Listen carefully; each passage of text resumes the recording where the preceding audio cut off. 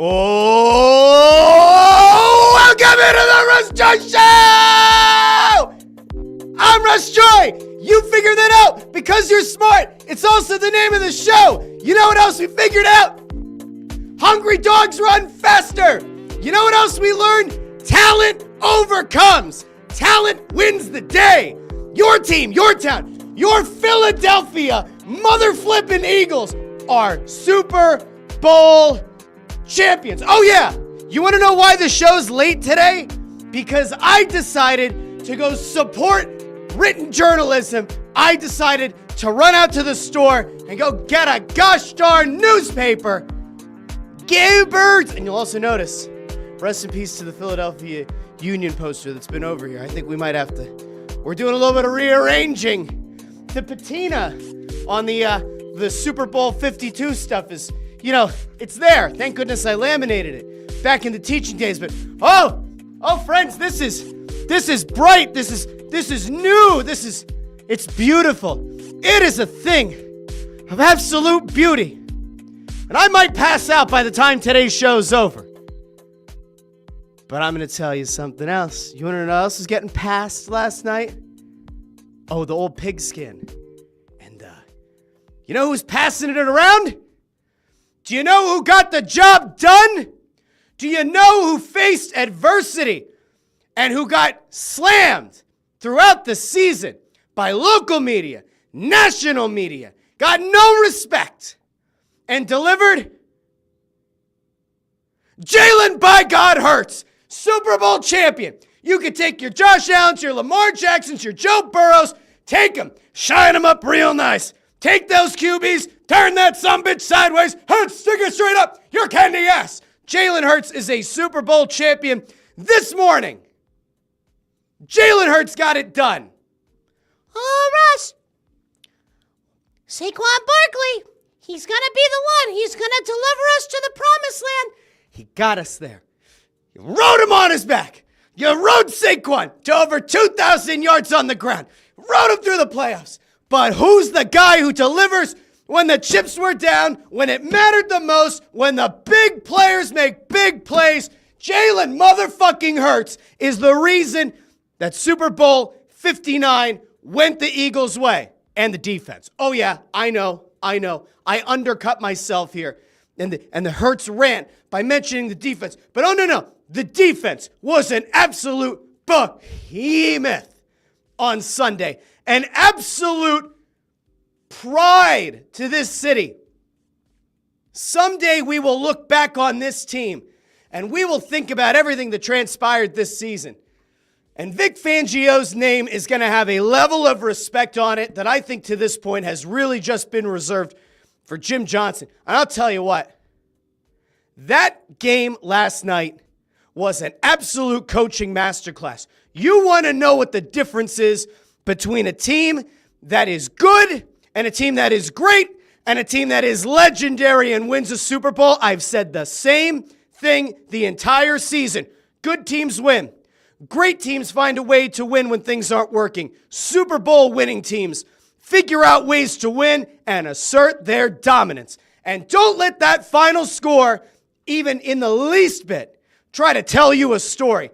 I told you people. All right, now listen. There are times that I'll be wrong, and I owe an apology to Nick Sirianni and even Howie Roseman, and that's coming later on in the show. Because I told you people, from the time I started this show, there will be 100% accountability here. If I screw something up and I'm wrong, I'm not hiding. I'm not hiding behind semantics. I'll tell you I was wrong. And when it comes to Nick Sirianni, your man was wrong. When it came to Howie Roseman and the roster construction, your man was wrong. Now, in fairness, Zach Bond, nobody saw this coming. But it doesn't matter. Doesn't matter. This team, for my money, this Eagles team is the greatest team in the history of Philadelphia sports ever. Now, you can argue it. You have to remember that my frame of reference is not as long as some of yours. I can't debate the 1983 Philadelphia 76ers. I wasn't born yet. I can't debate you about Eagles teams from the pre-Super Bowl era. I wasn't born yet. I can't go back and debate the Broad Street Bullies with you. I wasn't born yet. But in my lifetime, in the 34 plus years that I have walked around or crawled around this here beautiful green dot in the solar system within the Milky Way galaxy, this is the best Philadelphia sports team in the history of Philadelphia sports. And I'm not even sure it's close. There was that 2010 Phillies team that we all loved, and we said the four aces and that lineup, and we said that is the best team, and then they didn't get it done. There have been some really good Phillies teams, even in recent memory, didn't get the job done. Sixers, we're not going to go there. Flyers, it's not been great. Flyers got to a Stanley Cup final in 2010, but that was a very fluky, although very nice performance. You qualify by winning a shootout the final day of the regular season. You advance and you let the chips fall where they may, and that could have gone down as an all-time surprising team. But this Eagles team, from the time the bye week ended, they go 2-2 into the bye week. And listen, I got dunked on last night, and that's part of doing this whole thing where you talk into a microphone. That's part of it. Sometimes you're right and sometimes you're wrong. And in fairness to me, I was wrong when it came to Sirianni. I don't think I was wrong in the moment. I do think that there were things that were problematic with this Eagles team 5 weeks into the regular season. And in fairness, it has since come out that, I'm probably right, because there were the stories that came out that Jalen Hurts and Nick Sirianni had to sit down in the bye week and figure out something that was going to work because things were not working here. And that kind of galvanized them. And then you saw the Eagles go on a 10-game winning streak. And, oh, by the way, there was the time, I don't know if you remember or not, Brandon Graham goes on the radio and essentially says that there are maybe some issues between A.J. Brown and Jalen Hurts. And what happens? Brandon Graham gets a lot of heat, but if there's one guy who had the equity built up among the fan base and probably within the locker room, it was him, galvanized the team. This is a storybook season for this team. You're talking about a play here, a play there, a Saquon drop early in the season, a Jalen Hurts concussion later in the season against the Commanders. I'm not saying that this was going to be an undefeated team, but the margin of error was like this. It was so razor thin. And I'm going to just, before we get into the game itself, I just want to point out this Eagles team, and you can't play revisionist history because things probably don't play out the same way.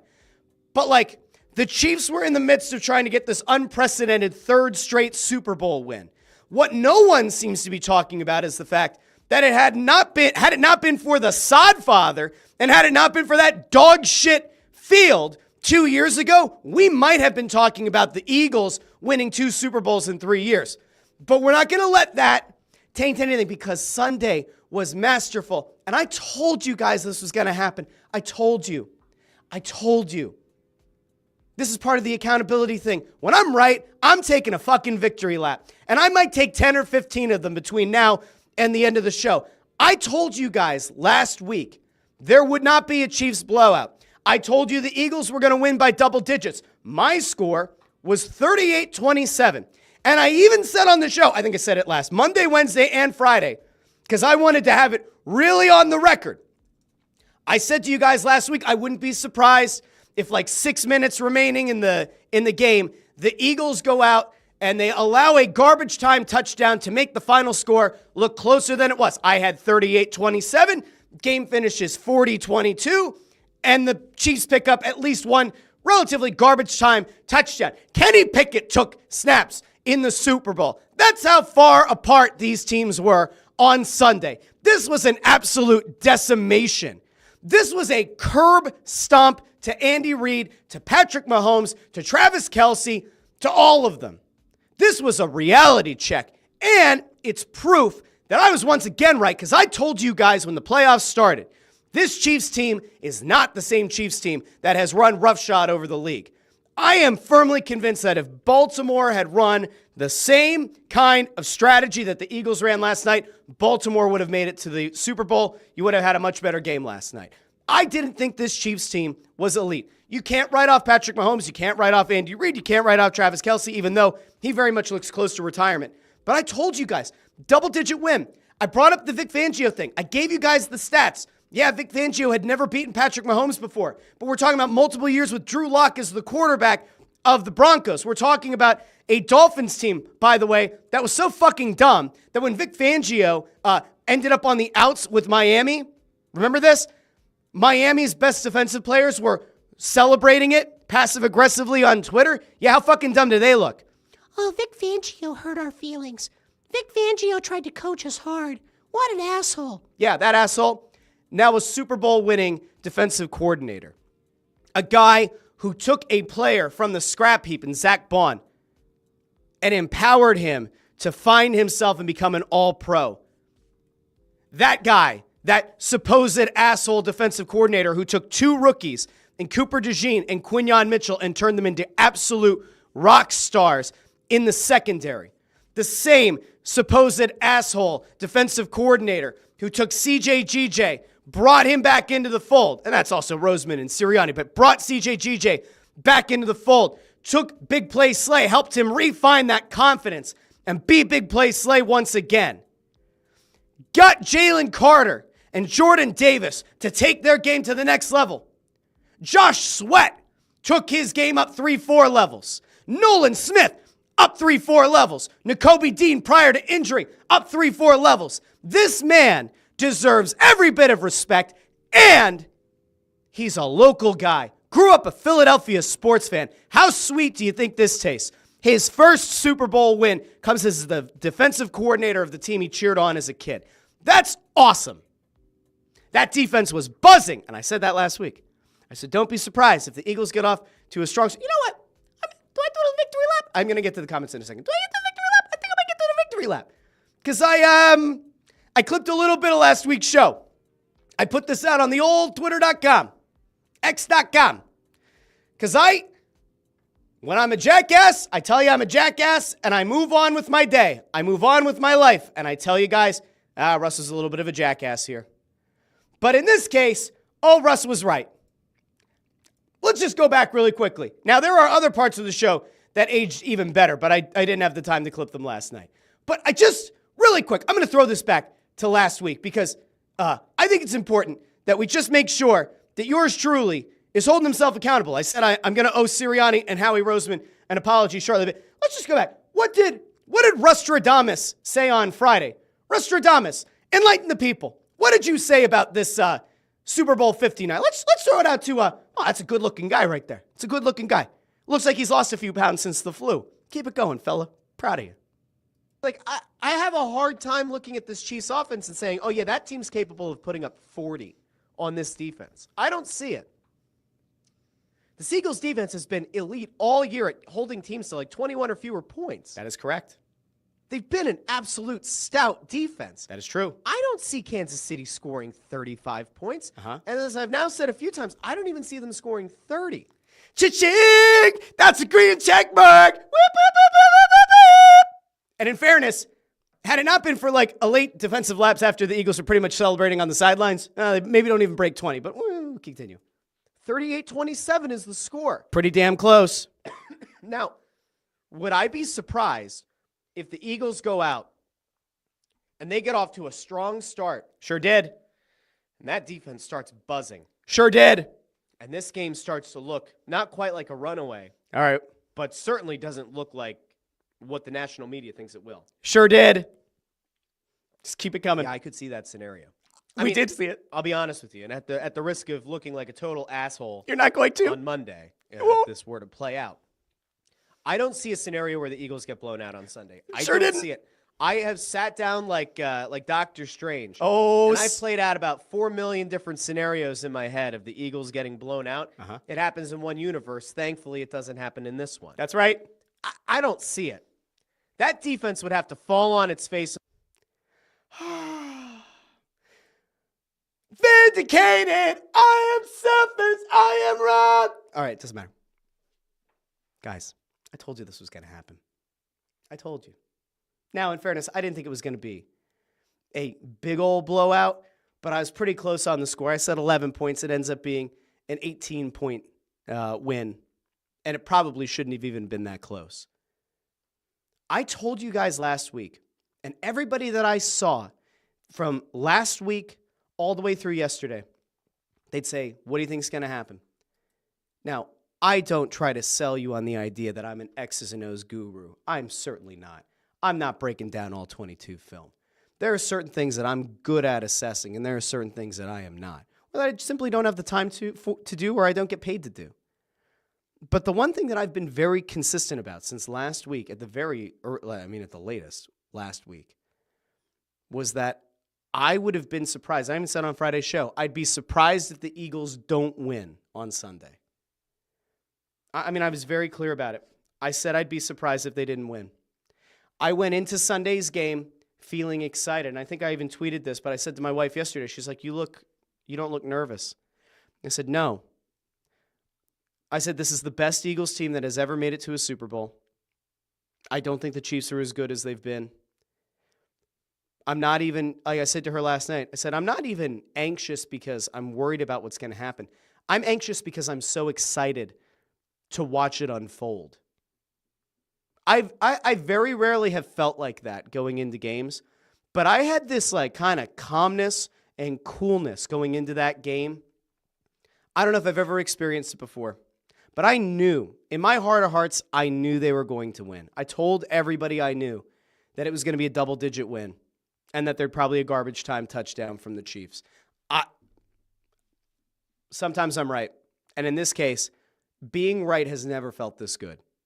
I will tell you, though, that because the game played out like it did, I didn't hit the levels of elation that some of you might have, where, like, if you went in there expecting the Chiefs to win, and then you start watching the Eagles curb stomp them early in the game, you might have felt this, like, unbelievable, overwhelming excitement. And for me, it was just like, yeah, cool. This is great. This is what I thought was going to happen. Like, this is awesome. Defense looks great. Hurts. Let's get into the game a little bit here, and I'm going to get to the comments. That first drive, I hate receiving the ball to start the game, but you were at the mercy of the Chiefs. Jalen Hurts with an absolute dime down the right sideline to A.J. Brown. Beautiful throw. Like, hit him right in stride. Big conversion. Was that fourth down? I think it was fourth down. Beautiful. Like, absolutely gorgeous play. It's 4th and 2. Gorgeous play. Gorgeous throw. And it comes back because A.J. Brown makes contact with the defensive back and kind of bumps him in the face mask. And you get Kevin Burkhardt, Mike Pereira, and Tom Brady, all to varying degrees saying, oh, that's not how this game's going to go, right? Like, that's not the kind of call that you make in a Super Bowl, right? You go on Twitter, and it's funny because for as much as people hate Philly teams or hate Philly fans, I would guarantee you that most of the country was behind the Eagles if you had to ask them, like, you had to pick a team. Most of them were probably going to pick the Eagles. Twitter last night was absolutely a buzz.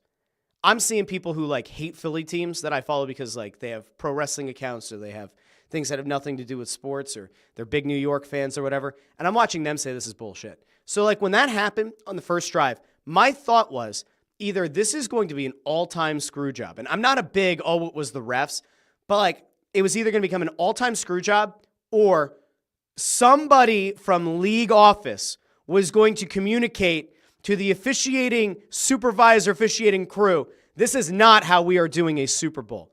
Nobody came to watch you people. Nobody came to watch the guys and gals in the stripes. No one cares. They're not here for you.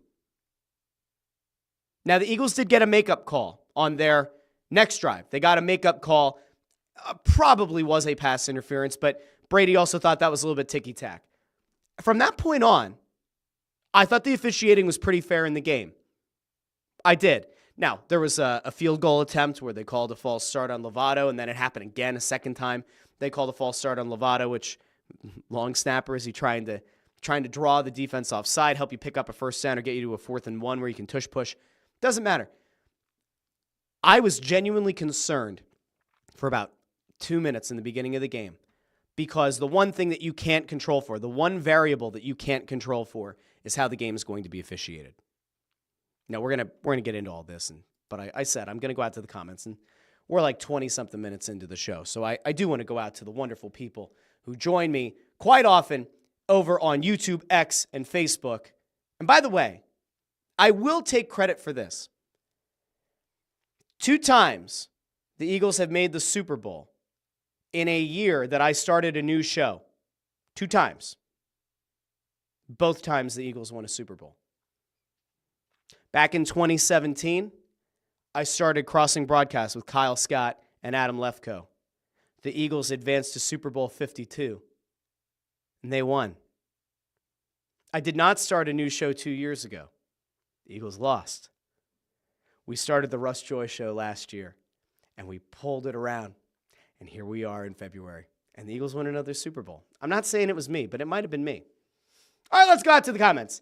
Nico says, fly, Eagles, fly. Connor says, hit the button. I think he means the like button. Please do. Like the video, share the video, and subscribe. It helps the channel. We're over 700 subscribers now, and I do have good news. Linda Joseph, who won the jersey for the Drive to 500, he and I had a back and forth, right? And I'd said, hey, I know you want the Kelly Green jersey, but like Super Bowl patch, like maybe that's the way to go. Linda Joseph reached out last night and said, you know what? Let's change it. Let's get the Super Bowl patch, midnight green, Saquon Barkley jersey. So Leonard will be coming your way shortly. It's a very cool moment. Very, very cool. Reed DeFord says, good morning. Connor Allen says, from Phoenixville to Broad, we ride at dawn Friday. I'm very much considering going down for the parade. I really want to go and experience it again. My wife and I went down back after Super Bowl 52, 2018, 7 years ago. We went down and experienced that. We were with all the Crossing Broad people at the time. Kyle got a room at the Ritz, which was ridiculous and over the top. And we watched from way up high as the bus went by. But like then we went down below, and I forget what museum we ended up outside of. But we were like really, really, really far away from Jason Kelce. But we were there for the speech. I tried to see if my kids want to go to the parade. They don't like big crowds, so I don't know how that'll work. But we'll find out. Greg Bondarenko says it's a great day to be an Eagles fan, basking in the win of Super Bowl 59. T from the TO3. How about those Eagles? Kenny Jones over on X, remembering that you have to click on the video first, and then you can comment in the old Periscope view. That's how we can pull up your comments over on X. Says, anyone sleep last night? I'm thinking a lot of naps today happening. Kenny, I agree. I did get a little bit of shut-eye last night, just a little bit. Just a wee bit. Jamie Rollo says, what a complete and total ass-kicking from start to finish. Unbelievable. World fucking champions. Oh, yeah. Chris Freed, a defensive player, should have been named the MVP of the Super Bowl. I think the problem that they would have run into if they had tried to go that way, and listen, the Super Bowl MVP is very much a quarterback award, just like the regular season MVP is very much a quarterback award. There are so many guys you could have given the MVP to on the defensive side of the ball that I don't know how you would have been able to pick just one. Could Cooper DeJean have won it? Yes.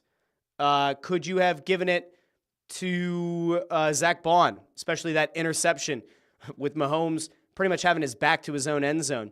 Beautiful play by Zach Bond. Incredible.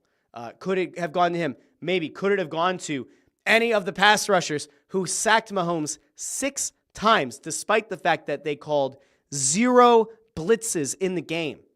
Possibly. That to me is very much like a split vote. I don't know how they could have given it to just one defensive player. But I get it. But listen, once again, you can't understate. I mean, you could try. Or maybe I'll say you can't overstate.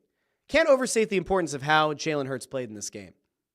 He had 1 interception. It's where he's getting crushed, and he unleashes the ball towards the end zone to A.J. Brown. Ball ends up, instead of going to the outside shoulder where only Brown can make a play on the ball, it ends up being kind of underthrown because of the contact, and it kind of tails more centrally, and it leads to an interception. And at that point, I'm sure there were people going, oh boy, Jalen Hurts, is he going to come up small on the biggest stage? No, he outplayed Mahomes again. 2 out of 3 Super Bowls that he's outperformed Patrick Mahomes. And again, you can keep the garbage time stats to yourself when it came to Mahomes. When the chips were down and when it mattered the most, he shriveled because this defensive line caused absolute mayhem. The defensive backs caused mayhem in the secondary. Oh, and by the way, linebackers very strong in this game as well. Jim Cochran says, great morning to all. I predicted a 34-17 Birds win, and I'm still shocked by what I saw last night. Dynasty crushing dominance. You know, I don't know how much it's going to change the overall landscape of history when it comes to this Chiefs team, but this was a biblical beatdown. Okay, this wasn't like the Chiefs lost on a ticky-tack penalty and a last-second field goal by Jake Elliott. akin to what happened 2 years ago, the kind of phantom holding call on Bradbury that led to the game-winning field goal. That wasn't this. This was an annihilation. Like, this was a decimation. I'm going to keep coming back to it. A decimation of the dynasty. This is a brutal way for that team to go down. And regardless of what happens with Travis Kelce, regardless of what happens with that roster, like, this one's going to sting. Now, it doesn't mean that Kansas City's not going to get back to another Super Bowl ever. It doesn't mean that they won't get back next year. But what it does mean is, like, man, they went from looking like an unbeatable behemoth, and this year they won a lot of close games, which to me was indicative of the fact that they weren't going to win the Super Bowl this year. The way that they lost this game, I mean, I'm actually very excited. Like, when I'm done the show, I have a bunch of the national shows DVR'd. Like, I'm going to go back and kind of bask in the glory of that, because I need to hear a lot of apologies from national media, and I need to hear some mea culpas from some of the national media. I want to hear what they have to say. Now, I started to listen to Bill Simmons' podcast this morning, and they started out with Eagles positivity. Just that, like, this Eagles team did something no one thought was possible. And the fact that, like, looks like the camera froze. Oh, boy. Oh, no, we're back. We're back. Okay. Bill Simmons on his show said, we're going to start with the positivity. This Eagles team earned it. This Eagles team deserved this win. They ran a practically perfect game. It was an incredible performance by this Eagles team. I want to see where the national media lands. Will they give the credit to the defense? I would assume so. Will they give Hurts credit? They should, especially since Barkley never really got it going out of the backfield. He did have some big plays in the passing game, but in terms of, like, being able to kind of battle that stacked box, Barkley never really got it going. But that ended up being the beauty of Hurts just kind of coming out firing and being locked in from the opening drive. And yeah, that fourth down play to A.J. Brown gets brought back. But to me, I went like, oh, no, we're good. We're good. Even with a bullshit call. If Hurts is that locked in to start, you're going to win the game. Raymond Supper over on YouTube says, good morning, everyone. Congratulations to the Eagles. They are now the first Philadelphia team to win a championship going through 4 rounds of the playoffs. I think that might be right. I think you might be right. Raymond, what a nice stat. What a nice stat on a Monday morning. Raymond, look at you. Oh, Ford is here, thank goodness. Can't wait to see what Ford has to say. I mean that in earnest today. Jim Cochran says, Josh Sweat should have won MVP, but still happy for Jalen after all the doubters. Sweat could have won it. Sweat would have been another good pick. DeJean or Sweat? Yeah, I think it's probably fair. Ford says, let the record reflect. I picked the Eagles to win, and they fucking did. Greg says, Russ must have been hungover from celebrating all night. I had 1 drink last night. I had a Fireball and Coke, like a poor college student. And I'll tell you what, it was delicious. It was delightful. And I told you guys last week that I think I told you guys, I packed the family up. We did the pilgrimage up to Pottsville. We went and picked up Pottsville Pizzeria because 2 years ago we forgot to get the Pottsville Pizzeria. They lost. But 8 years ago, we went to Pottsville Pizzeria, and we took it to the Super Bowl party that we were at. Eagles won. Oh, yeah. Again, did a really good job of making sure that we did everything we could. I'm not superstitious, but I'm a little stitious. Connor Allen says, I'm cheddar bombed today. I don't know. Is that like you have a lot of Velveeta? Was there a lot of queso? Doing a little buff chick dip? What are we doing there? Nico says, greatest Eagles team ever. Ford says the Buffalo dip is still working through him. Good luck. Hey, to everybody's toilets out there, good luck today. It's coming out one end or the other. I know which end I'd prefer it to come out of, because not a big projectile fan. I'll suffer through some buff chick dip. Christian says, dog walked him. Go Birds. Joe Papel. Good morning, Russ. The key to the game had to be your lucky red tee from Dufresne and Redding Fishing Charters, Zihuatanejo, Mexico. Remember, on Friday, I wore the red shirt, and I went, oh, shit. And then I went to the Flyers game on Saturday night, and I wore a red flannel, and then people thought that might have been a bad omen. By the way, Patrick Mahomes showed up to the Super Bowl wearing a very much looking like a midnight green suit. That did not work out well for him. Meanwhile, Jalen Hurts came out wearing a very purple suit. Connor Allen says the PTO request for Friday came in hot today. Parade is on Friday. I forget who it was. Went over on WIP this morning and confirmed that the parade will be on Friday. Ford says 25 carries for Barkley, 57 yards. So Kansas City did key on him, but it opened up Jalen and the receivers, and they came through. Correct. Sean C. says Russ was right. I'm glad to be wrong. Jake Elliott whooped my ass. Yeah, I would like the Delaware Valley to apologize to Jake Elliott, because the amount of people that I was either on group chats with or that I would see and talk to about the Super Bowl, man, there were a lot of people ready to give up on Jake Elliott this season, this postseason, going into the Super Bowl. And Jake Elliott was as perfect as he's ever been in a Super Bowl. I mean, it felt like virtually every kick was right down the middle. Multiple kicks that had to get brought back because the false starts on Lovato on the snap. He looked great. He did a great job. Excellent stuff. All right, let me keep going over here. Let's see. Michael Sirkin says, can't wait to see what the national media says about Jalen now. I'm also excited about it. Connor calls him Jake Stones Elliott. Andrew Fawcett says, Russ is still drunk. Russ didn't get drunk last night. Again, well, I mean, listen, I'll pull back the curtain a little bit here, right? We had some invitations to go to some Super Bowl parties, even to bring the kids to Super Bowl parties. And I love all the people who invited us places, but ultimately it was like, I want to have this core memory with our kids. And my daughter stayed up through the first half. She's little. She went to bed at halftime. The baby went down like after the first quarter. But my two oldest, who are almost 10 and 8, they didn't get to, oh, we're freezing again. All right, hold on. We'll switch it over here. Zoop, zoop, zoop, zoop. There's only one reason that could happen. Oh, there we go. My two oldest sons were like 3 and a year old when the Eagles won the Super Bowl, and we weren't with them. And then 2 years ago, we let them stay up through the first half, which was an okay time for the Eagles, and then we sent them to bed, and the Eagles went on to lose. They woke up the next morning. They asked what happened. We told them that the Eagles lost, and they cried. So we were like, you know what? This time we're going to let the boys stay up for the Super Bowl. And it was a core memory. I told them last night, I said, this is a special thing, because for people like me, right, like for the people who are my age, who are in their 30s, it took until I was 27 to see the Eagles win a Super Bowl. And now they have had the benefit, the beauty of getting to see the Eagles make it to 2 Super Bowls. Now they got to watch them win a Super Bowl.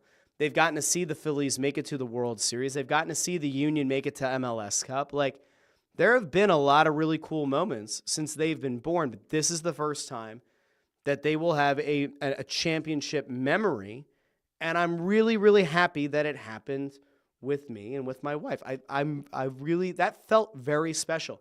Parenting is incredibly hard if you do it right. And I get very frustrated as a parent. But nights like last night, when I get to sit down with the kids and we get to share that kind of moment together, there's nothing better than that. That's the kind of thing I think you live for as a parent. You really do. All right. That was a little bit of heartfelt, maybe a little bit too heartfelt here on a Monday morning after the Eagles won the Super Bowl. But here's where we are. Sean C. says, I'm a nobody, so I can live with wrong predictions. I hope every Snow the Goalie episode the rest of the season begins with you pressing Ant on his Chiefs pick. Oh, I followed up with Ant last night. Because Ant has this thing where he's like very bullish on his beliefs and his thoughts and what he expects to have happen. And I told him flat out, the Eagles are going to win. He thought I was nuts. He did the thing that he does where he tries to like rub your nose in it. And I said, well, like when you're wrong, you're going to have to admit you were wrong. So I texted him and Bundy and intern Andrew last night, and I said, hey, by the way, that Eagles win. He goes, a broken clock is right twice a year or twice a day or whatever. And I was like, all right, so he's taking this well. For people like Ant, who didn't believe in Jalen Hurts, this is probably about as bad of a scenario as he could have had. because he has been one of those people who thinks that Jalen Hurts is not a good enough quarterback and has long believed that the Eagles made a mistake by committing to him as the franchise quarterback. And now he has to wake up with the reality that he was wrong. Because no matter what happens for the rest of Jalen Hurts' career, Jalen Hurts has now gotten you to 2 Super Bowls and has outperformed a guy who many believe is one of the greatest quarterbacks of all time in Patrick Mahomes. He did it twice. He has now outperformed Patrick Mahomes twice. 2 Super Bowls. He has outplayed Patrick Mahomes. A lot of those other young quarterbacks in this league that people are so enamored with have not done it. And by the way, Lamar had a shot. Burrow has had a shot. Josh Allen has had a shot. Sometimes, actually, multiple shots to take on Patrick Mahomes and get the job done, and none of them have. Haven't been able to do it. Haven't been able to do it and go on to win a Super Bowl. Jalen Hurts now has. Jamie says over on YouTube, that defensive line was ungodly last night. Go Birds. Henry 3000. Not here with the other 2,999 other Henry says, let's go! Haven't slept yet. Ah! Ford over on YouTube. Thousands of experts and writers who all said the Chiefs would win because. I think that's actually the thing that maybe you go back to. Legitimately. Like, I think that is something that you go back to. And this was actually a thing that they talked about on Bill Simmons' show this morning, was this idea of the Eagles have a better team, the Eagles have the better running back, the Eagles probably have better offensive and defensive lines, but you can't bet against the Chiefs. And sometimes that conventional wisdom ends up burning you, and that's what happened in this game. A lot of people who were kind of playing that idea of just because, they don't look good today. They certainly don't look right today. It was not a good outcome for those fine folks. We'll see going forward. You know, I don't know. Was the three-peat thing, was negotiating for three-peat with Pat Riley? Will that ultimately come back to burn the Chiefs? Was that locker room bulletin board fodder for this Eagles team? Might have been. Could have been. Ford also drops a little stat here from Reuben Frank, who said on NBC Sports last night, from 1960 to 1999, the Eagles made the playoffs twice. Twice. We've now seen 3 Super Bowls and 2 wins since 2017. That's crazy. Greg Bondarenko says, my friends and I couldn't believe what was going on to shut them out through almost 3 quarters. It was nuts. Absolutely nuts. Andrew Fawcett says that he's going to be ordering swag and wearing it around Cowboys fans down in Texas. God bless. Christian says, is it weird that I wasn't overly excited after the clock hit 0? Like, you knew this was over after the first drive in the second half for the Chiefs. That was the thing that, like, told me, I mean, listen, I believed this entire time, and I'm going to keep coming back and pat myself on the back. But, like, when the second half started, my sons were like, all right, like, what happens now?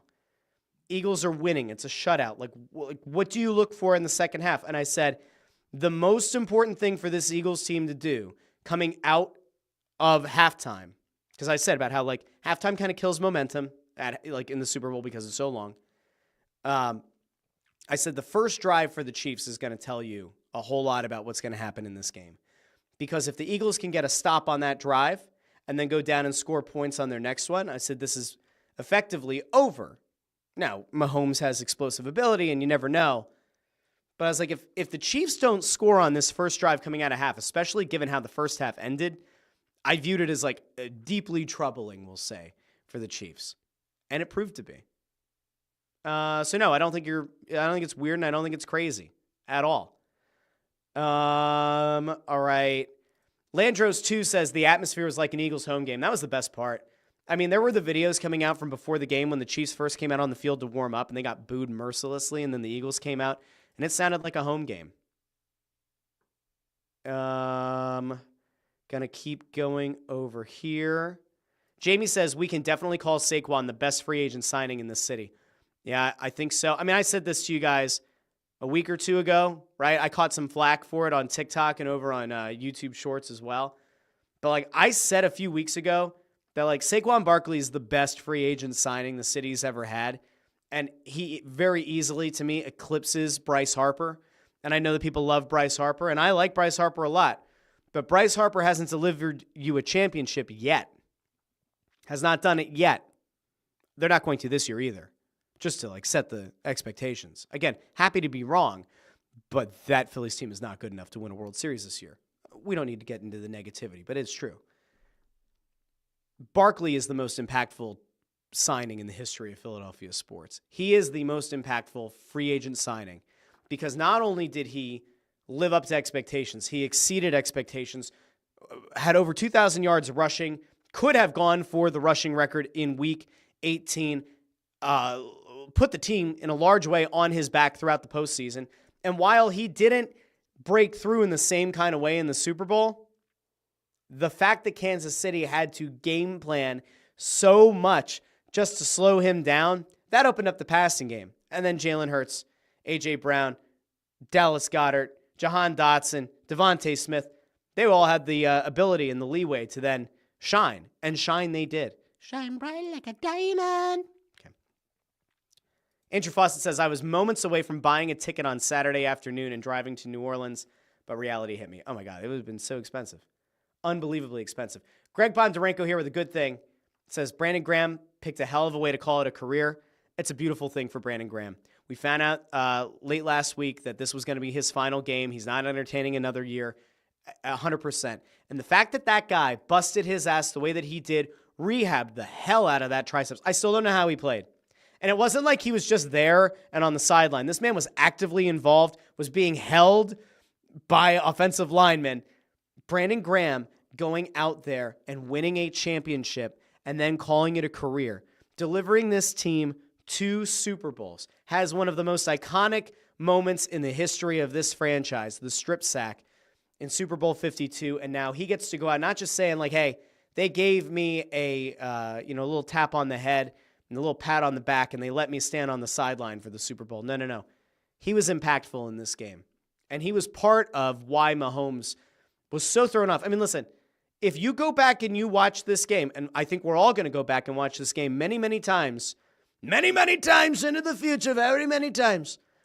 When you go back and you watch it, there's a moment, I think in the first half, I want to say in the second quarter, where Tom Brady, there's a shot from the sky cam, and Tom Brady talks about the fact that if you watch Mahomes' feet, you can tell he doesn't trust in the protection. Again, that was another one of those many moments where you go, oh yeah, this is an Eagles win. Amadeo, video guy Amadeo checks in. Told me that apparently he has a lot of film from the celebration last night. Says, glorious. I'm very tired. Landros says, Bourbon Street, New Orleans is the shit. After an Eagles Super Bowl, it was sick. Let's see. Jim Cochran says, Chiefs knew it was over when they heard the Eagles chant. When Bradley Cooper introduced the team, fans showed up. Sean Seath said that Kelsey went to Turkey for a hair transplant too. Pathetic. He had nice locks. Nice flow and locks. That was about all that was flowing for him last night. Greg Bondarenko says, what moment was the nail in the coffin for the game? For me, it was Cooper DeJean's interception for the touchdown. It's a great moment. And on his birthday. DeJean and Saquon Barkley getting one hell of a birthday present. A Super Bowl ring. All right, let me see. I'm going to keep going over here. Linda Joseph says, loved seeing Kelsey look like someone stole his soul. All great stuff. By the way, I'm wondering, how did anybody feel about the score bug on the telecast last night? I thought it looked like it didn't fully render. Like it looked minimalist, like there was supposed to be a background graphic that like went with the score bug, but that it wouldn't load the entirety of the thing, and we were only getting little elements. I thought it looked really, really weird. Not that it matters. Again, doesn't matter. But weird. D.D. Skinner over on YouTube says, complete domination, amazing, and this defense, oh my God. There are decisions to be made. There are guys that are going to have to get paid. Josh Sweat's going to have to get paid. Zach Bond's going to have to get paid. This is not an enviable position to be in if you're Howie Roseman. But again, enjoy the next few days. Enjoy the parade. Howie's going to have some very tough decisions to make. Or does the way that the Eagles won this game, does it maybe open up the possibility, and it always feels like a fantasy land, but does it maybe open up the possibility that there are guys who are willing to get creative with their contracts to keep as much of this team together as possible to try to go after it again next year? these guys are going to get paid. Hopefully they're able to retain them. Jim Cochran says, best post-game quote of the night was Trotter, the original. Now all the haters can shut up. All the Dallas Cowboys can suck it. I didn't see that, but it's pretty damn good. Ford says, Aaron Andrews almost got Jalen to cry. Almost. Asked him about the confetti, but he's a cool customer. I would have liked to have seen a little bit more emotion, but I know the man cares. Yeah, I mean, listen. There are people that are going to, from now until the end of time, they're going to have different things to say about Jalen Hurts. They're going to have different things to say about whether or not he shows too little emotion. They're certainly not going to say he shows too much emotion. But Jalen Hurts very much cares. And I think we all knew this, but the lock screen on his phone has been him walking through that red confetti 2 years ago. And now I have to imagine it's going to be this one of elation. Hurts looked like an absolute stud after this game, by the way. There are two iconic images that I think are going to live on a very long time with Jalen Hurts. One was on the field and one was off it. This is the first one. This is the one that I think is going to live on and probably become a lot of people's lock screens, if we're being honest, from now until, I don't know, now for a very long time. This shot of Jalen Hurts walking through the green confetti. Let's see if we can. Come on, Russ. Let's see if we can make this a little bit. There we go. We're going to ISO it. All right, we can't really do much more with it. But that image. Here, let's do this one. Whoop. That is like, you want to talk about the account, like images that go hard? That's one of them. That's one of them. That's an absolute redemption arc for Jalen Hurts. But there's another image that was going around that I might love even more. And it definitely harkens back to a couple of shots of Michael Jordan. And it certainly harkens back to Kobe Bryant with the jacket on, holding the Larry O'Brien trophy. But there's this one. Jalen Hurts sitting on the floor, cigar in his mouth, holding the Lombardi trophy in his lap. That, to me, is going to go down as one of those iconic images. By the way, after the Super Bowl ended, the Jordan brand ran a commercial all about Jalen Hurts, who is certainly going to remain and probably become an even more prominent face of that brand after this win. But it was a whole thing about hate him for this, hate him for that, hate him for that. Love, comma, Hurts. Oh, yeah. Oh, yeah. I'm really excited. Like, later this week, I'm going to call out the media hypocrisy. We're going to go through all of it. Because I told you guys, like, it's part of the fun of doing this show is not just dissecting the games and the teams, but the media that cover them as well. And I have a feeling that there are going to be some people trying to backpedal in a massive way. Let me see. Didi said, I knew we had it after the Chiefs came out in the second half with the infamous Andy Reid adjustments. Not. Reed DeFord says, should I leave my job and family and drive 500 miles to get to the parade on Friday? Reed, sometimes you have to do what you have to do. Yeah. All right, maybe I shouldn't do that. Like, maybe I shouldn't encourage that. Seth Pamilia over on YouTube says, they did it! They did it! Wasabi sent over I don't know if I have a way to pull this up, and it was about Cooper DeJean. There was a great tweet from Nick Foles after this game. He bodied Tom Brady. You hate to see it. You really do. But I'm actually going to throw this one onto the screen real quick because in case you didn't see this, Nick Foles, he of Super Bowl 52 fame, tweeted last night, it's really cool that Tom Brady got to be there for the Eagles' 2 Super Bowl wins. He might be a good luck charm. Have a great night. Did him dirty. Well done. Nick Foles. Incredible stuff.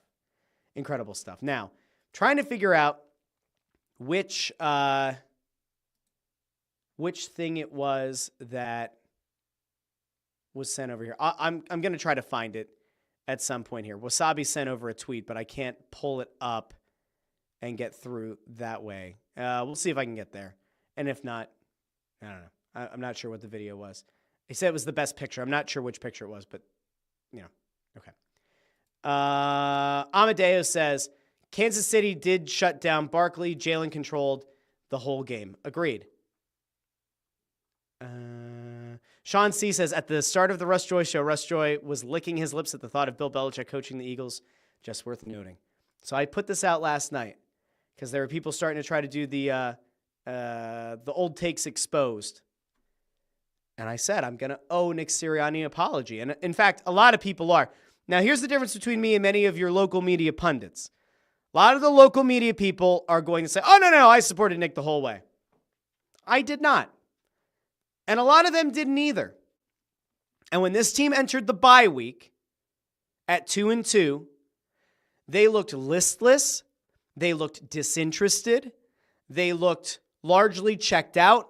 And they looked like a team that had given up on their head coach. That's where things were 4 weeks into the season, going into week 5's bye week. And anybody who wants to go back and debate that, you're lying to yourself. That's what this team looked like. And there were reasons that there were other coaching names being bantied about. There were reasons that Bill Belichick's name was being brought up going into that bye week. But here's the difference. So I always talk about the difference between a good team, a great team, and a Super Bowl winning team. The difference between a good coach and a great coach is acknowledging when something isn't working. The difference between a great coach and a Super Bowl winning coach is doing whatever it takes, even at the risk of hurting their own professional ego. And Nick Sirianni did that. Sirianni, by all accounts, handed off play calling to Kellen Moore so that he could play more of that CEO head coach role. They talked about it on the telecast. Sirianni's entire way about going about coaching this team changed from that bye week. We had it weeks and weeks ago where it was brought up about how Jalen Hurts and Nick Sirianni sat down together in that bye week, and that a few of the other Eagles leaders sat down together in that bye week, and they devised a plan that was going to get the best out of this team.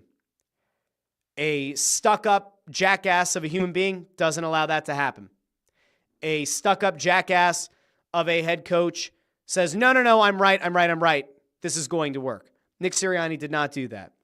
He showed humility, and by all accounts, he made the adjustments and worked with the leaders on this team to make the adjustments that were needed to win a Super Bowl. And so to Nick Sirianni, whom I was very critical of last season as the team fell apart, and to whom I was very critical going into the bye week this year, I'm sorry. I am. You got it done. And not only did you get it done, you got it done your way. You got it done by listening to those around you and having the humility to accept it. And you put together one hell of a staff and coached up one hell of a team. Now, Howie Roseman, I've had a love-hate relationship. Not actually with the human being, Howie Roseman. We don't know each other. But on assessing his ability to build a team, I've been very critical. And I was critical in the offseason. And going into the bye week, a lot of the things that I said, I thought were still kind of proven to be true. Howie, for a long time, would not draft Georgia players or Alabama players or SEC players in general. Howie Roseman, for a very long time, seemed to not believe that the linebacking position mattered. It's clear to me that Howie Roseman took into account the input of Vic Fangio, because I don't know if Howie Roseman just on his own willy-nilly believed we're gonna get Zach Bond and we're gonna change his position. I don't know if that was Howie. I think that was more Vic Fangio, but Howie had to go out and get him to sign a contract. Cooper DeJean and Quinyon Mitchell. How much of that was this is all Howie and the scouts? How much of it had to do with Vic Fangio? That's actually, if I ever get to talk to Vic Fangio, like those are questions I would like to know. How much input did he have in those positions being drafted? How much input did he have into Zach Bond being brought in? And it's not to say that, like, to minimize Howie's contribution there, but, like, a lot of people are going to give Howie all the credit there, and I kind of sit back and go, well, I'm actually kind of interested to know what that relationship is between the defensive coordinator and the GM. I think it's interesting. But listen, It seemed insane to put as much onto Quinyon Mitchell and Cooper DeJean as this team did. And those guys were incredible all season. Legitimately incredible. Nothing short of masterful. No one saw this level of performance coming. Those two guys, if you could give a double defensive rookie of the year, I think it would go to those two. They were incredible. They played better than 7-8 year vets. They played better than, I don't know, most corners that have played for the Eagles in any of these Super Bowl appearances. Incredible stuff. Okay. So to Howie, like, hey, my B. You put together a hell of a team. I thought that running it back and rolling with Nakobe Dean might have been a mistake just because Nakobe hadn't been able to stay healthy. He played a great regular season. It's a shame that he got hurt. But this team was great. Legitimately great. All right, I'm going to skip around here a little bit. Didi says the Eagles are dynasty slayers. They are. Remember, that defeat that they handed to the Patriots, that kind of felt like a big blow to Bill Belichick and to Tom Brady. Brian Knowlton says, still waiting on Lord Stanley, Russ, hopefully in 5 to 7 years. Yeah, we'll see. Well, maybe. You never know. Maybe. Sean C. says, it was so delicious seeing Big Red so flushed and flustered before halftime. He was lost. He looked it. Spagnuolo looked like he was screwed. Like, Spagnuolo typically has like an air of kind of like a good poker face. Angry, but like a good poker face. And there were times that they cut to him where I think he genuinely just looked like, oh shit. Like there were moments in this game where like, all right, your main objective was stop Saquon. And for the most part, they did. But then Jalen Hurts gets time, delivers a dime. And then what really made the difference in this game, and it does go back to something that I talked about at the beginning of this year, about why I thought the Eagles fell apart last season and why they struggled early this year. Jalen Hurts' legs were back. The explosiveness was there. The acceleration was there. Jalen Hurts being that multifaceted tool, like that's ultimately the best version of Jalen Hurts. And so what you started getting later on as the game went on and on was like, oh shit, Jalen Hurts is now breaking open 10, 15, 20-yard runs, adding another level of complexity. There was a pickup that he had on, I think it was like a 12 or 13-yard rush in the second half, and they cut to Spagnuolo, and Spags, I think, was just like, we're fucked. At this point, like, what are we going to do? They have a big lead. The blitz was working to, like, different levels of effectiveness, but, like, ultimately, they just didn't have the personnel to stop this Eagles offense. They just didn't. Let's see. Christian says, fun stat from last night. Eagles did not blitz in 42 dropbacks, generated 16 pressures and 6 sacks. That, to me, is the story of the game. If you want to know why this Eagles team, especially defensively, was able to get the job done the way they were and in such a dominant fashion, that was it. That they didn't need to blitz, and they still collapsed that pocket throughout this game. Here's the other crazy thing. We knew that this Eagles team has the ability to run out the clock, and I think I brought that up as a key point to this game, maybe on Friday's show, maybe one of the other ones last week. The Eagles' ability to run out the clock, to just eat up the clock, was at a totally different level this year. And so when it got to the second half, another thing that I said to my kids was like, all right, if the Eagles are able to eat up a good chunk of the third quarter, no matter whether or not they score again or not, they are taking the ball out of Patrick Mahomes' hands. They're giving him fewer opportunities and less time to operate with. And it doesn't matter how great a quarterback is, if he doesn't have the time to operate, you're eventually going to rush and you're going to become inefficient. And that, I think, is ultimately a big part of what happened. We have people are dunking on my old pal Ant, saying he's been confidently wrong about other things, like saying Harrison's not an NHL backup. Sean C. here saying that he picked the Phillies to win the World Series after they went up 2-0 on the Diamondbacks. We're not going to dunk on my dear friend Ant. Not today. Maybe. Mahomes has more interceptions in 5 Super Bowls than Brady did in 10, says Henry 3000. Jim Cochran says, Russ, you won't get to this until well after you talked about it, but these moments with your kids are the best. Spent yesterday morning looking at pics of my kids in Birds gear going back to TO days. Memories forever. I took a few pictures last night. I'm an emotional human being. You guys might have figured that out by now. But when I look back at pictures and when I look back on things and big memories, it's the kind of stuff that hits me to the core. Being able to celebrate that with the kids was awesome. Legitimately awesome. Ford weighs in about the seal commercial. Says where he was the seal animal was one of those, wow, they really paid for this moments. That was the Baja Blast one. I will say, I thought that the Super Bowl commercials as a whole were actually better this year than they've been the last few. I think that companies actually tried a little bit harder this year. None of them are really standout. I can't think of any of them that made me really go, wow. There was the breast cancer commercial that was woo, lots of boobies. And I'm sitting there going, and the boys were like, why are there so many boobies on TV? And I was like, and then they get to the part about breast cancer. And you got Wanda Sykes. Wanda Sykes saying, if it hadn't been for this, I wouldn't be here. And I was like, oh, okay, Wanda Sykes. Gotcha. It's a breast cancer commercial. And I was like, you know what? It was effective. Now, for the little kids, probably not the best, but for everybody else, very effective commercial. Amadeo says, is it just me or do the Chiefs just reek of losers? Their reactions on the sidelines were pathetic. I just think they aren't used to what happened. I really think that that's what it came down to. They are not used to getting their asses handed to them like this. And a big part of it is because they've won so many close games this year.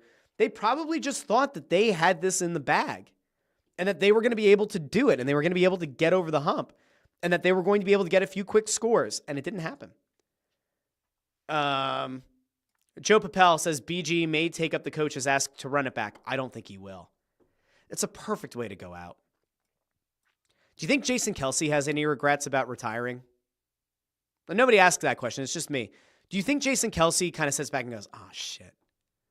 I don't know. And on a human level, I hope he has no regrets.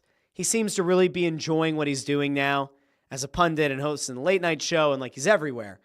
But there is a part of me that goes man, if you're Jason Kelce, you know you probably could have ended, just like BG last night. You could have won another Super Bowl and gone off into the sunset that way. Linda Joseph says, Brandon Graham playing and Bryce Huff being inactive was awesome. I feel bad for Bryce Huff a little bit. I do, because he got into some of these games in the playoffs. He could have given up this year, and he didn't. I don't know what's going to happen, but not great. Sean C. says, I hope Brandon Graham does what Brent Selleck did, on top, a champion, going into retirement. I tend to agree. I really do. Let's see. JH says, I so wish I had Sarah McLachlan keyed up for the sad Kelce cam. In the arms of a tailor. The worst Kelce brother. Oh. I'm actually wondering now, how does Taylor Swift feel today? And is she preparing the breakup song? Is there going to be a breakup song about how she had a boyfriend who made her turn against her long-held favorite team? Will Eagles fans embrace Taylor Swift if she breaks up with Travis Kelce and reaffirms her love for the Eagles? Will people accept Taylor Swift back into the fold? I don't know. Greg Bondarenko asks a very good question. Is this the start of a dynasty? I don't know. But if you look at the age of this team, this is the thing that gives me so much excitement and confidence. You look at the age of the core of the team, and conceptually, this should be a very wide open window. Now, it feels like every time a team wins a championship, there's that conversation about how open is the window? Is it a wide open window? And then you go, shit. And then something goes wrong. But in this case, I don't know. I could totally see a scenario where if you're able to keep most of this defense intact, defense wins championships. Team's going to continue to grow and evolve together. A.J. Brown, Devontae Smith, Saquon Barkley, Jalen Hurts, you're going to have all of them.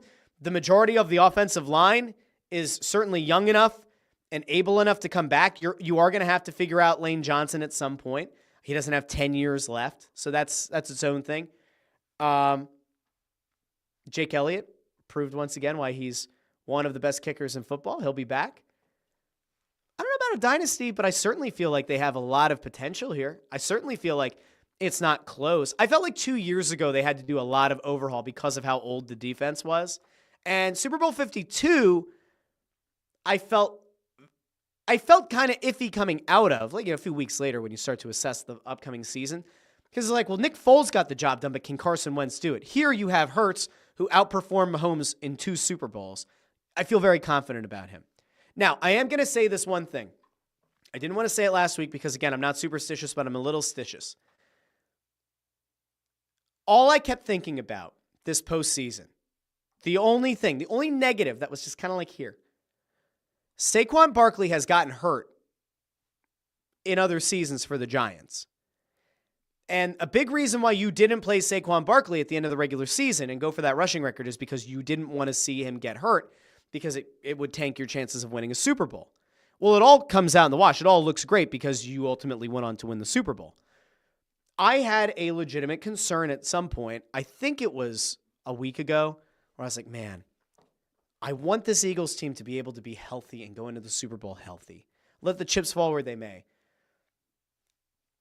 Saquon getting hurt would have probably had massive ramifications. But kudos to him for keeping his body in great shape. Kudos to the nutrition staff and to the physical rehab staff and all the people, the training staff, everybody. Because although he's been injured in the past, and that was one of the things that some Giants fans kind of hung their hat on when Barkley left, was, oh, well, he can't stay healthy. He did this season. Kudos to him. Kudos to everybody involved.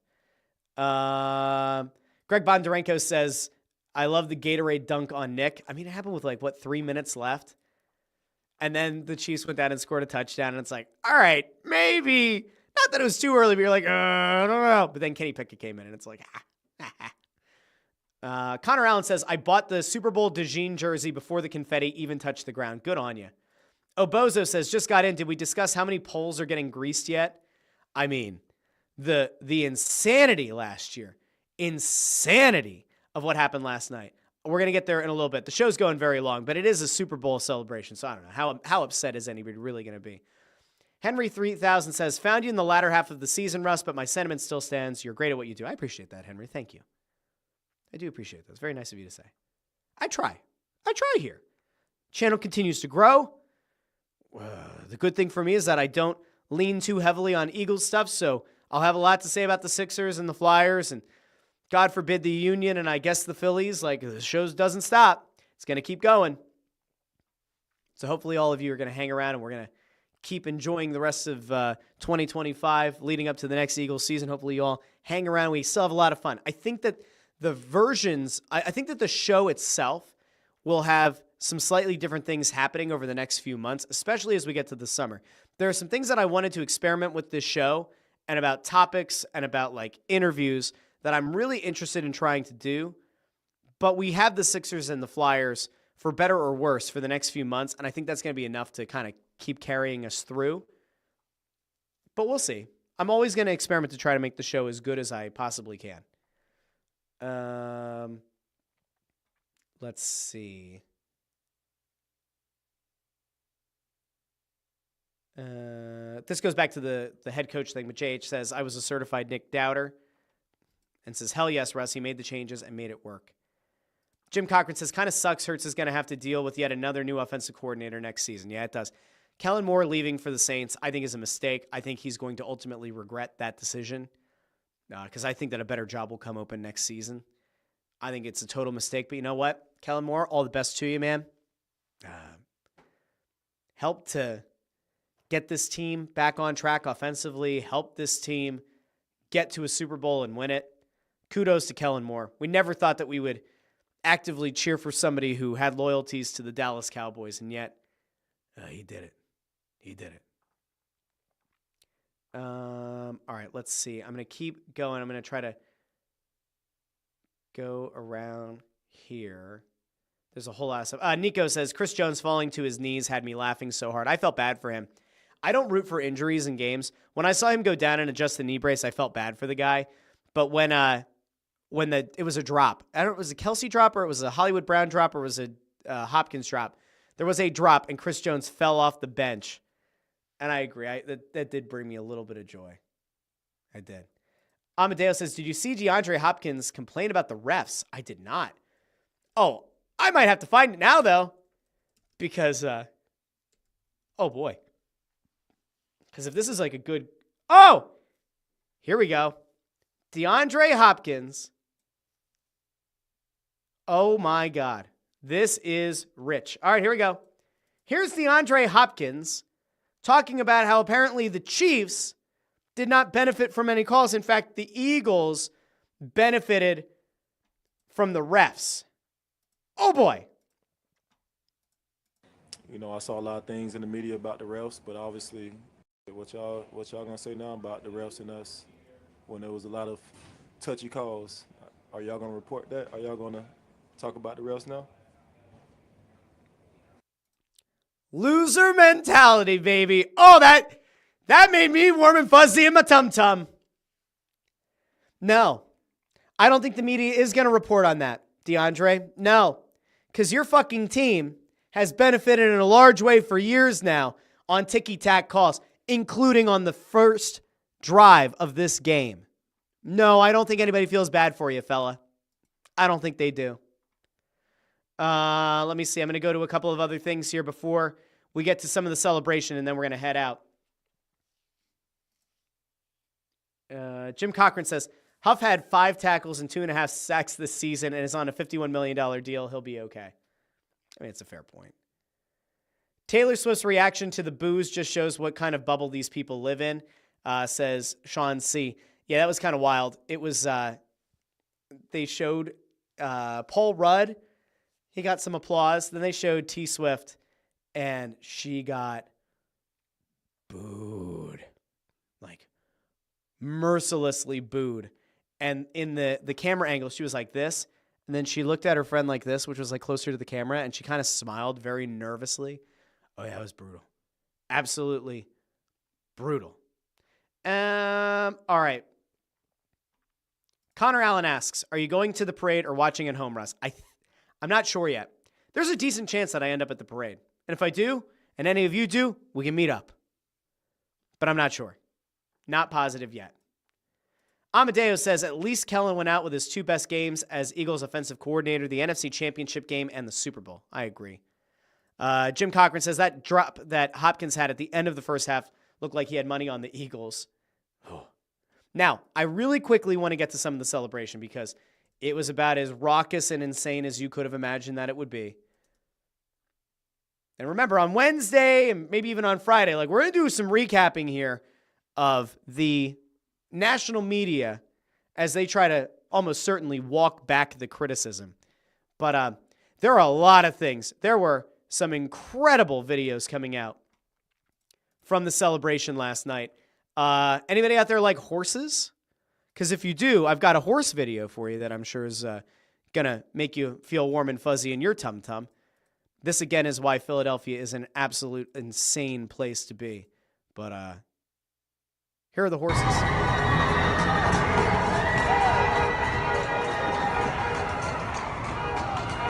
You got people just riding around on horses last night, wearing their Eagles garb, Go Birds! celebrating. Gotta love a good Go Birds. Go Birds! Now, I just want to know, like, I have a lot of questions about horses in the city. Where did these horses come from? How did they get there? I don't know. It just seems like a lot. Those horses, man. What was this? Let's see. I don't know what kind of church this was. If this cannot be a Catholic church. If this is a Catholic church, the archdiocese are going to go after this guy. But this came out yesterday as well. Apparently there was a reverend or maybe a priest. I don't know. I'm trying to figure out where this might have been at.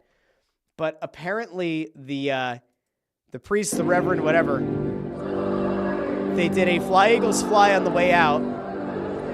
And he's got a custom Eagles Super Bowl, I forget what it's called, vestments. That's pretty wild. Again, Philadelphia is built differently.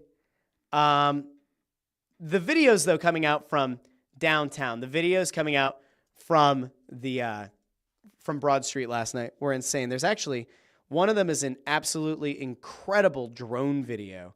I'm going to see, here we go, I got it.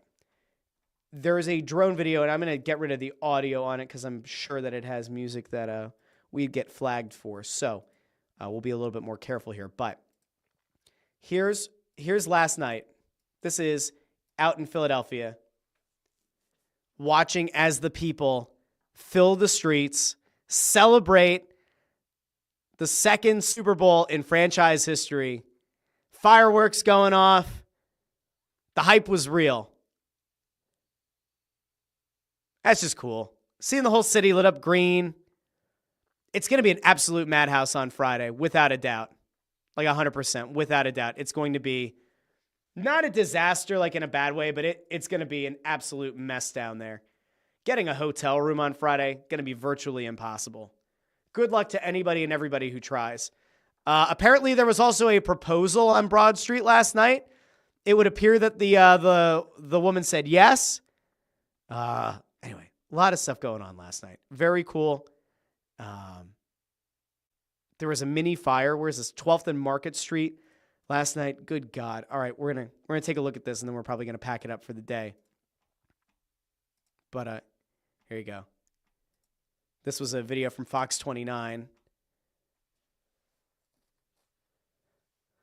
There's a little fire. You see a little fire up here. You know, though, for the most part, like, I haven't seen anything this morning that indicates that there were any significant issues at the celebration. So there's that. Philadelphia knows how to unify behind a winning team. Just going to look over here really quickly just to see if there's anything else over in the comments section. JH says, holy shit, I missed the horses. Dee says that there are stables in the city. I didn't know that. Okay. Jim says, wasn't there a movie about a horse farm in the city? I don't know. Amy says, wasn't there a horse loose on 95 last year? I don't know. There are always emus on the loose on like 422, which I also don't understand. Mr. Bones 99 says, Andy Reid forgot to run the ball 7 carries from your backs in a Super Bowl. That's quintessential Andy Reid, isn't it? Like, they seem to forget about it in the first half. Second half was weird, right? Like, the Chiefs ran the ball a little bit in the second half and had success, and then Andy was like, nah, we're good. No more. No more of that. Let's see. Connor Allen says, an extended weekend parade is insane. It's going to be crazy. It's going to be absolutely absurd. Absurd. All right, anyway, we will be back later this week to talk more about your team, your town, your Philadelphia Eagles. It was an incredible win. Jalen Hurts outplays Patrick Mahomes yet again. The defense, incredible. Vic Fangio gets redemption if you think he needed it. Finally gets that win against Patrick Mahomes. Nick Sirianni looks like a genius. Howie Roseman looks like a genius. And we all got to enjoy, once again, the elation of winning. But unlike Super Bowl 52, where Tom Brady lobs the ball down the field and you hope and pray that the ball's going to touch the ground and you're looking at the clock to see if time ran out and Al Michaels is deadpanning things, this was an absolute biblical beatdown, an ass-whooping of unprecedented nature in a Super Bowl. The Eagles are the Super Bowl 59 champions, and we all get to bask in the glory of another offseason, entering as champions and looking forward to yet another massive year. I want to thank everybody who joined me live on YouTube, X, and Facebook, including the Greg Bondarenkos of the world who say thanks for a great celebration show. That's what I'm here for. JH says, go Birds. I want to thank everybody who found this show. I don't know when you found it. Henry 3000 said he found it late in the season. Do me a favor if you can. Like the video, share the video, and subscribe. We are constantly growing as a show. Now, we're going to enjoy, and we're still going to bask in the Eagles' greatness here the rest of this week. And then probably at some point next week, we're going to start to kind of pivot a little bit back to the Sixers and the Flyers and everything else. And we'll have news. We'll break down any news that comes out about the Eagles and any news that comes out about the Phillies and I guess the Union and some national stories. Like, we're going to do all that. Show's going to maybe look a little bit different, but largely the same. And I want to thank all of you for joining me. It's been a lot of fun. It's been a very big highlight of the past, 7, 8 months, is doing this show and getting to spend now 3 mornings a week with each and every one of you. Now, if you're a podcast listener, don't forget, you can find the show over on Apple Podcasts, Spotify, Pandora, Amazon Music, wherever you get your podcasts. But in the meantime, like the video, share the video, and subscribe over on YouTube. It helps the channel a lot. Going to give some final shout-outs here. Joe Papel says, great job. Thanks, Russ. You're welcome. Nico, with a fly, Eagles fly. What a season. Obozo Must Go says, how soon before the complaining about the Eagles begins anew? Probably next week. I think next week. Connor Allen says we should do a jersey giveaway at the Art Museum steps on Friday. No. But we'll probably do something. There's going to be another giveaway at some point here soon. And Jim Cochran says, great show, Russ. Thanks for the celebration. Thank you to all of you. I mean it truly, sincerely. I can't do the show without all of you. So a big thank you. Oboza says, Russ, is this the only Eagles podcast? It is not. It is not. But you can go find the only Flyers podcast, Snow the Goalie. You can go find Snow the Goalie wherever you get your podcasts. But no, it's not the only Eagles podcast. But it is the only Eagles podcast that exists because of each and every one of you. I'll talk to all of you Wednesday, bright and early at 8:30 a.m. here on the Russ Joy Show. I've been Russ Joy, but you knew that already because you're smart. And it's also the name of the show. Have a great day, everybody.